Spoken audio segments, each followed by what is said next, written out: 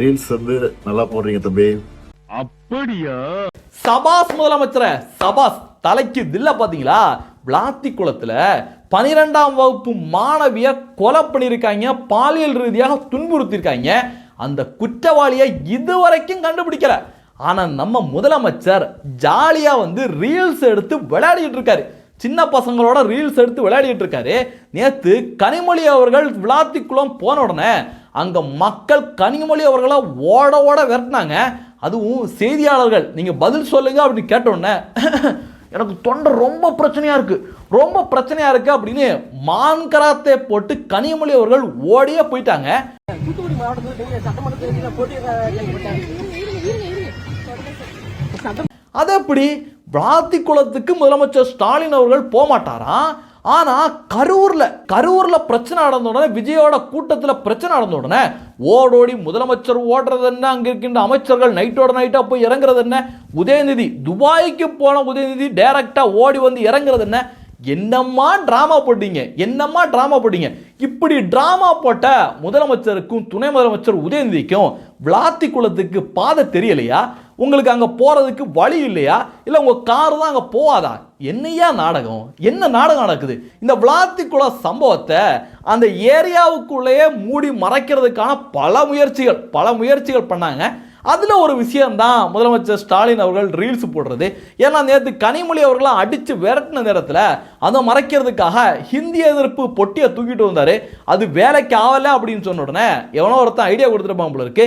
2 பசங்களை கூப்பிட்டுட்டு ரீல்ஸ் எடுத்து விளையாடிட்டு இருக்காரு. இந்த ரீல்ஸ் எடுத்து விளையாடுறத இங்க இருக்கின்ற கொத்தடிமை மீடியாக்கள் எல்லாமே ஒளிபரப்பிட்டு இருக்காங்க.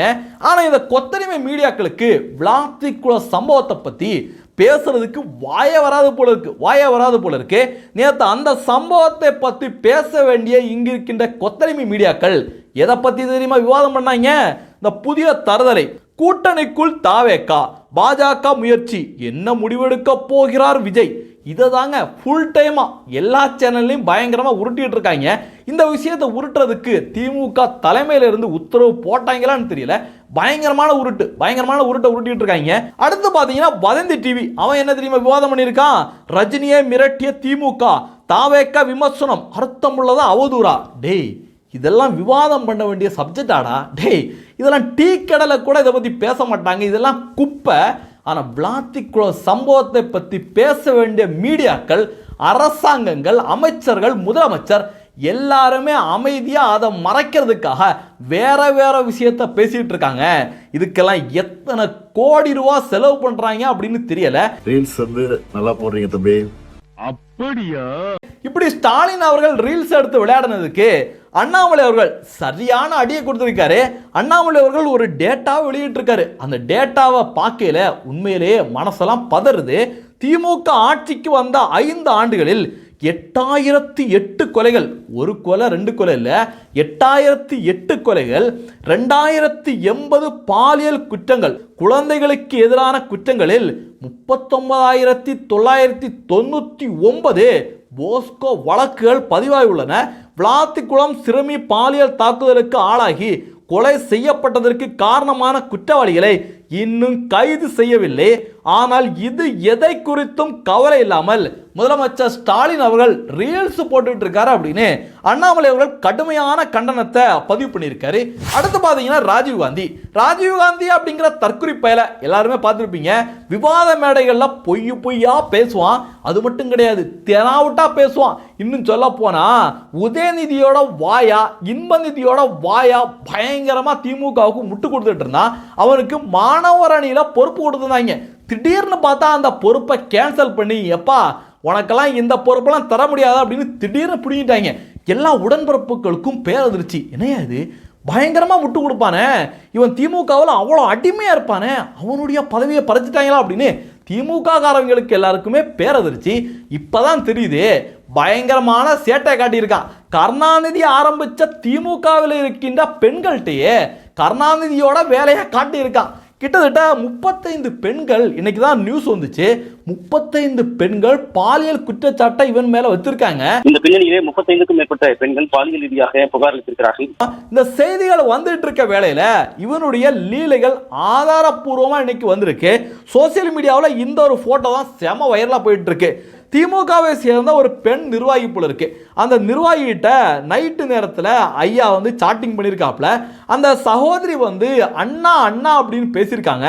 ஆனால் இந்த தற்குறி பைய ஈவே ராமசாமியோட கொள்கைகளை இறக்கி பேசியிருக்கான். கருணாநிதி தினத்தை, ஒட்டுமொத்த கருணாநிதி தினத்தையும் காட்டியிருக்கான். என்ன தெரியுமா பேசியிருக்கான்? ஹஸ்பண்ட் எந்த கண்ட்ரியில் இருக்காரு அப்படின்னு கேட்டோன்னே அந்த சகோதரி பிரான்ஸில் இருக்காருனா அப்படின்னு சொல்லியிருக்காங்க. பிரான்ஸில் என்ன ஃபேமஸ்ன்னு தெரியுமா அப்படின்னு மீண்டும் கேட்குறான். அந்த சகோதரி சொல்கிறாங்க தெரியலண்ணா அப்படின்னு சொல்கிறாங்க. அடுத்து இவனை கேட்குறான் பாருங்க, உண்மையாகவே தெரியாதா அப்படின்னு கேட்குறான். உடனே அந்த சகோதரி சொல்கிறாங்க தெரியலண்ணா அப்படின்னு சொல்கிறாங்க. அடுத்து பாருங்க, கருணாநிதி தனத்தை எந்த மாதிரி பண்ணியிருக்கான் பாருங்க, சும்மா கெஸ் பண்ணு செல்லம் அப்படின்னு ஒரு செல்லத்தை போட்டிருக்கான். உடனே அந்த சகோதரி சொல்லியிருக்காங்க இல்லைண்ணா அப்படின்னு சொல்லியிருக்காங்க. அடுத்து சொல்கிறான் பாருங்க, மூவிஸ் எல்லாம் பார்க்க மாட்டியா, பிரான்ஸ்னா பிரெஞ்சு கிஸ் தான் ஃபேமஸ் அப்படின்னு ஒட்டுமொத்த கருணாநிதி தனத்தை இறக்கி இன்னைக்கு திமுக காரவங்களே அந்த கட்சியில் இந்த மாதிரி விஷயம்லாம் சாதாரண விஷயம்தான். ஆனால் இவன் என்னென்ன சேட்டைகளை பண்ணியிருப்பானோ, ஏன்னா அப்படிலாம் சாதாரணமாக திமுகவில் வந்து பதவியை விட்டு தூக்க மாட்டாங்க. பெரிய கருப்பெல்லாம் என்னென்ன பண்ணி வீடியோக்களே வெளிவந்தது. ஆனாலும் அந்த கட்சியில் தொடர்ந்து மிக முக்கியமான பொறுப்புகளில் நீடிச்சுட்டு இருக்கலாம். ஆனால் அப்படிப்பட்ட நேரத்தில் இந்த ராஜீவ்காந்தியை ஏன் பதவியை விட்டு தூக்குனாங்க? அந்த 35 பெண்கள் வந்து குற்றச்சாட்டை முன் வச்சிருக்காங்களே, அவங்களுடைய உண்மையான நிலைமை என்ன அப்படின்னு ஒட்டுமொத்த தமிழக மக்கள் இன்னைக்கு கேள்வியை கேட்டுட்டு இருக்காங்க. ஆனா திமுகவினர் வழக்கம் போல பொய்களை அடிச்சு விட்டுட்டு இருக்காங்க. அடுத்து பாத்தீங்கன்னா திமுக கூட்டணி கட்சிகளுக்குள்ள செம சலசலப்பு ஓடிட்டு இருக்கு. அதுலயும் பாத்தீங்கன்னா இந்த உண்டியல் கம்யூனிஸ்ட் பயலோட திமுக மதிக்கவே இல்லை போல இருக்கு. தூக்கி போட்டு மூலையில போட்டு மிதிச்சிட்டு இருக்காங்க. இன்னைக்கு வெளிப்படையா வந்து புலம்ப தொடங்கியிருக்காங்க.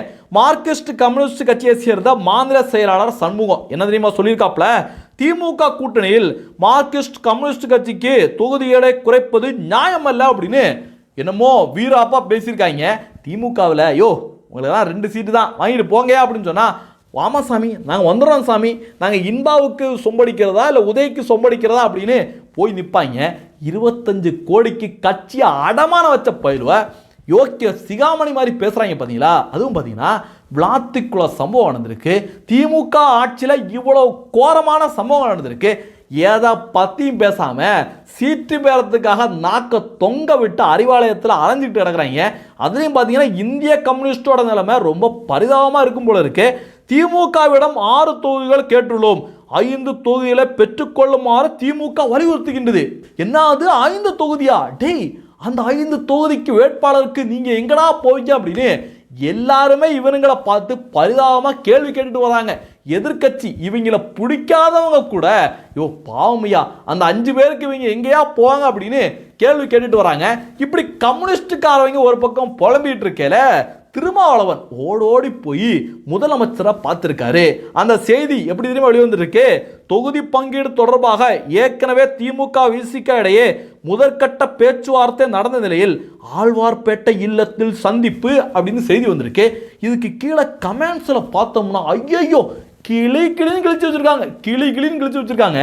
ஒருத்தர் கேட்டிருக்காரு பாருங்க, ஸ்டாலின் செருப்பை துடைத்து விட்டதை கண்டு ஸ்டாலின் பூரிப்பு, தொகுதி பங்கீடு முடிந்தது அப்படின்னு பங்கம் பண்ணியிருக்காரு. அடுத்து இன்னொருத்தரை பாருங்க, தரையில் அமர வைத்ததால் திருமா ஆனந்தம் அப்படின்னு எல்லாரும் பங்கமா கலாய்ச்சிட்டு வராங்க. ஏன்னா திருமாவளவன் திமுக காரங்க பிளாஸ்டிக் சேர் போட்டாலும் தரையில உட்கார வச்சா கூட கவலையே படமாட்டாப்ல. ஐயா நீங்க சொல்ற மாதிரி கேட்கிறேன் ஐயா, நீங்க சொல்ற மாதிரி கேட்கிறேன் ஐயா, நான் இன்பா வரைக்கும் சொம்படிக்க தயாரா இருக்கேன் அப்படின்னு உள்ளுக்குள்ள என்ன மிதி மிதிச்சாலும் என்ன அடி அடித்தாலும் தாங்கிக்குவாங்க. ஆனால் வெளியில் வந்து நாங்கள் இந்த சனாதன சக்திகளை ஒழிப்பதற்காக பிஜேபியை உள்ளே நுழைய விடாததற்காக நாங்கள் கூட்டணியில் இருக்கிறோம் அப்படின்னு இவங்க பண்ணுவாங்க பாருங்க ஒரு பில்டப்பு. உண்மையிலே காரி துப்பலாம் போல இருக்கும். அந்த அளவுக்கு கேவலமான ஒரு ஆக்டிங்கை போடுவாங்க. இந்த வேளையில் மதுரையை சேர்ந்த சு வெங்கடேசன் குப்பை எம்பின்னு சொல்லலாம். மதுரையை இந்தியாவிலே நம்பர் 1 குப்பை மாநகராக மாற்றி வச்சிருக்கின்ற ஒரே பெருமை இவருக்கு தான் சாரும். இவர் இன்னைக்கு ஒரு பதிவு ஒன்று போட்டிருக்காரு. ஏன்னா அப்படின்னு பார்த்தீங்கன்னா, விமான நிலையத்தை சர்வதேச விமான நிலையமாக தரம் உயர்த்த 7 ஆண்டுகளாக போராடினோம். முறைப்படி அறிவிக்கும் அழைப்பில் எனது பேரும் மாணிக்கம் தாகூர் பேரும் இல்லை. எதுக்குடா உங்க பேர் போடணும்? காங்கிரஸ் இவ்வளோ ஆண்டு காலமாக இந்தியாவை ஆட்சி செஞ்சுட்டு இருந்தது. அப்போ கம்யூனிஸ்ட் கட்சியும் ஒன்றா சேர்ந்து வேற இருந்தீங்க. அந்த காலகட்டங்களில் அவங்க நினச்சிருந்தா ஒரு செகண்ட்லேயே மதுரை ஏர்போர்ட்டை இன்டர்நேஷ்னல் ஏர்போர்ட்டை அறிவிச்சிருக்கலாம். அப்பெல்லாம் செய்யாமல் என்னென்ன நாடகத்தை போடுறாங்க பார்த்தீங்களா? இந்த சு வெங்கடேசனை பொறுத்தளவுக்கு ஒரே ஒரு கொள்கையை ஃபாலோ பண்ணுறாங்க. என்ன அப்படின்னு பார்த்தீங்கன்னா, மத்திய அரசாங்கம் தமிழகத்துக்காக ஏதாவது திட்டத்தை கொண்டு வந்த உடனே நான் சொல்லி தான் கொண்டு வந்தாங்க, நான் பாராளுமன்றத்தில் பேசுனதை பார்த்து ஒட்டுமொத்த பிஜேபி நடுங்கிருச்சு, அதனால தான் கொண்டு வந்தாங்க அப்படின்னு உருட்டுவாங்க. அதே இது வெளியில் வந்து என்ன தெரியுமா பேசுவாங்க, பிஜேபி எந்த திட்டத்தையும் தமிழகத்துக்கு கொண்டு வரல அப்படின்னு மனசாட்சியே இல்லாமல் உருட்டுறது தான் இந்த குப்பை எம்பியோட வேலையா இருக்கு. அடுத்து பார்த்தீங்கன்னா தமிமுன் அன்சாரி அப்படிங்கிற மதவரி பிடிச்ச தற்குறிப்பைய நேற்று சென்னையில் பேரணி நடத்தியிருக்கான். எதற்காக பேரணி? விளாத்திக்குளத்தில் ஒரு சகோதரி கொலை செய்யப்பட்டாங்களே அதுக்காக பேரணியா, இல்லை திமுக காரன் பல இடத்துல பாலியல் அத்துமீறல்கள் ஈடுபட்டிருக்கானே அதற்காக பேரணியா? அதுக்கெல்லாம் கிடையாது. நம்ம நாட்டுக்கான பேரணி கிடையாது. கமேனிக்கு ஆதரவாக, ஈரானுக்கு ஆதரவாக இந்த மதவெறி பிடிச்ச கும்பல், அதுவும் சின்ன சின்ன குழந்தைகளை வச்சு என்னென்ன மாதிரி சேட்டைகளை காட்டியிருக்காங்க. இதே மாதிரி வேலையை இங்கே திமுக ஆட்சி நடக்குது, இவங்க ரொம்ப சுதந்திரமாக நாட்டுக்கு எதிரான எல்லா வேலையும் பார்த்துட்டு இருக்காங்க. ஆனால் இதே மாதிரி குரூப்பு நான் வந்து கமேனிக்கு ஆதரவு தெரிவிக்கிறேன் அப்படின்னு உத்தரப்பிரதேசத்துலையும் போராடுறதுக்கு முயற்சி பண்ணுறாங்க. ஆனால் யோகி அவர்கள் அவங்கள அடித்து ஒடுக்கி முளையிலே அந்த விஷச்செடியை கிள்ளி தூக்கி எறிஞ்சிட்டாரு. அதே மாதிரி முதலமைச்சரை தமிழகம் எதிர்பார்த்துட்டு இருக்கு. இல்லைன்னா நாளுக்கு நாள் இது வளர்ந்துக்கிட்டே தான் இருக்கும். அதுவும் பார்த்தீங்கன்னா இவன் போராட்டம் பண்ணி இவன் பேரணி நடத்தவோ என்ன வேணாலும் பண்ணிட்டு போகிறான். திமுக பர்மிஷன் கொடுத்துருக்கு. அதில் வந்து பிரைம் மினிஸ்டர் நரேந்திர மோடி அவர்களை வன்மத்தோட பேசியிருக்கான், ஒருமையில பேசியிருக்கான். பாருங்க. இஸ்ரேல் என்ற ஒரே பயங்கரவாத தேசத்தை, ஆக்கிரமிப்பு தேசத்தை பாதுகாப்பதற்காக அமெரிக்காவுடன் கள்ள உறவு வைத்திருக்கிறது RSS பிஜேபியும். இஸ்ரேலை எங்களுடைய ஃபாதர் நேஷன் என்று சொல்கிறார் நரேந்திர மோடி. வெட்கங்கெட்ட நரேந்திர மோடியே, சீனா இந்த போரில நியாயமான முடிவெடுத்த காரணத்தினாலே ஹோர்முஸ் வளைகுடாவிலே சீனாவுடைய கப்பல் போக்குவரத்துக்கு ஈரான் அனுமதி தந்திருக்கிறது. இஸ்ரேலையும் அமெரிக்காவையும் ஆதரிக்கின்ற காரணத்தினாலே இந்தியாவுக்கு அந்த வாய்ப்பு இல்லாமல் போய்விட்டது. இதனால் இந்தியர்கள் துன்பப்படுகிறார்கள். உணவகங்கள் மூடப்பட்டுக் கொண்டிருக்கின்றன. எத்தனை நாட்களுக்கு ஹோட்டல்கள் இருக்கும் என்று தெரியவில்லை. இதற்கு காரணம் மோடி அவர்களுடைய தவறான வெளியுறவு கொள்கைதான். நரேந்திர மோடியே, உன் தவறான வெளியுறவு கொள்கையை மாற்றி. என்னென்ன போய் அடிச்சு விடுறான் பார்த்தீங்களா? சீனாவே அவங்களுக்கு சப்போர்ட் பண்ணிருச்சு, ஈரானுக்கு சப்போர்ட் பண்ணிருச்சு, அதனால இந்தியாவும் சப்போர்ட் பண்ணோம் அப்படின்னு. என்னடா இது? ஏன்டா தற்குறி? இப்போ சீனா வந்து மலத்தை தின்னணும் அப்படின்னு சொன்னால் நீ தின்னுவியா? ஏண்டா சீனாவில் போய் நீங்கள் காட்டுறா பாரு சேட்டைகள், அதெல்லாம் சீனாவில் காட்ட முடியாது. உடனடியாக எங்கே கட் பண்ணுமோ அங்கே கட் பண்ணி உன்னை தூக்கில் போட்டுருவாங்க. இது எவ்வளோ சுதந்திரமான ஒரு புண்ணிய பூமியாக இருக்குது. இஸ்லாமிய கண்ட்ரியில் இருக்கின்ற இஸ்லாமியர்களை இன்னைக்கு பதறிட்டு இருக்காங்க. நோன்பு எங்களால் வந்து கடைபிடிக்க முடியலையே, எப்போ குண்டு விழுவும், எங்களுடைய உயிருக்கு ஆபத்தான நிலையில் இருக்கும் அப்படின்னு எல்லாரும் கதறிக்கிட்டு இருக்காங்க. ஆனால் இங்கே இருந்துக்கிட்டு எவ்வளோ சுதந்திரமாக நம்ம இருந்துகிட்டு இருக்கோம். இவனை மாதிரி தற்குறி பயலுங்க, மதவெறி பிடித்த பயலுங்க எவ்வளோ வன்மத்தோட பேசுகிறாங்க பார்த்தீங்களா? பிரைம் மினிஸ்டர் நரேந்திர மோடி அவர்களை ஒருமையில பேசுகிறான். அதுலேயும் பார்த்தீங்கன்னா இந்தியாவில் இவ்வளோ பிரச்சனைக்கு காரணம் பிரைம் மினிஸ்டர் தான், இவர் மட்டும் வந்து ஈரானுக்கு சப்போர்ட் பண்ணியிருந்தா நம்மளுடைய எண்ணெய் கப்பல்கள் வந்திருக்கும் இல்லை அப்படின்னு என்னென்ன பொய்யை அடித்து விடுறான் பார்த்தீங்களா? டேய் தமிமுன் அன்சாரி, கிறுக்கு பயல, தற்குறி பயல, நம்ம நாட்டு எண்ணெய் கப்பல்கள் இப்போ இங்கே வந்துட்டு இருக்கு, ஈரான் வந்து ஓகே சொல்லிருச்சு. அதுதான் பிரைம் மினிஸ்டர் நரேந்திர மோடி அவர்கள். அமெரிக்காவையே வந்து ஈரான் விடல, ஆனா இந்தியாவை விட்டுருக்காங்க அப்படின்னா பிரைம் மினிஸ்டர் நரேந்திர மோடி அவர்களுடைய பவர் தான் காரணம். சீனா இந்த போரில நியாயமான முடிவெடுத்த காரணத்தினாலே ஹோர்முஸ் வளைகுடாவிலே சீனாவுடைய கப்பல் போக்குவரத்துக்கு ஈரான் அனுமதி தந்திருக்கிறது. இஸ்ரேலையும் அமெரிக்காவையும் ஆதரிக்கின்ற காரணத்தினாலே இந்தியாவுக்கு அந்த வாய்ப்பு இல்லாமல் போய்விட்டது. ஏண்டா தற்குறி பயல, நீ எல்லாம் செய்தியெல்லாம் பார்க்கறியான்னு தெரியல. இந்தியாவோட கப்பல் வர்றதுக்கும் இன்னைக்கு ஈரான் பர்மிஷன் கொடுத்துருக்கு. அதுதான் பிரைம் மினிஸ்டர் நரேந்திர மோடி அவர்களுடைய வெளியுறவு கொள்கை. அதை மாத்து இதை மாத்துன்னு சொல்றதுக்கு நீ யாரா அப்படின்னு நிறைய பேர் இன்னைக்கு கேள்விகளை கேட்டுட்டு வராங்க. என்னத்தை சொன்னாலும் இந்த மதவெறி பிடிச்ச கும்பல் திருந்ததுக்கு வாய்ப்பே கிடையாது. தேசத்துக்கு எதிராக ஏதாவது செயல்படணும் அப்படின்னா முன்னுக்கு வந்து நிற்பாங்க. தேசத்துக்காக ஏதாவது பேசணும் அப்படின்னா பின்னாடி 10 அடி 20 அடி பின்னாடி போய் தூங்கிட்டு இருப்பாங்க. அதுதான் இவங்களோட வேலையா இருக்கு. இப்போ கூட தமிழகத்தில் படிப்பறிவு குறைவாக இருக்கின்ற பீகாரில் கூட அந்த பிரச்சனை ஏற்படலை. ஆனால் தமிழகத்தில் சிலிண்டர் தட்டுப்பாடு, ஒரே நைட்டில் பெட்ரோல் டீசல் விலை வந்து டபுள் மடங்காக ஏறப்போகுது அப்படின்னு பொருளை கிளப்பி விட்டாங்கல்ல, அதெல்லாம் இந்த மதவெறி பிடிச்ச கும்பல் தான். மக்கள் இவனுங்க பரப்புறாங்க பாருங்க. எந்தவித பொய்க்கும் மக்கள் இரையாக வேண்டாம். நம்ம நாடு பாதுகாப்பான பிரைம் மினிஸ்டர் நரேந்திர மோடி அவருடைய கையில் இருக்கு.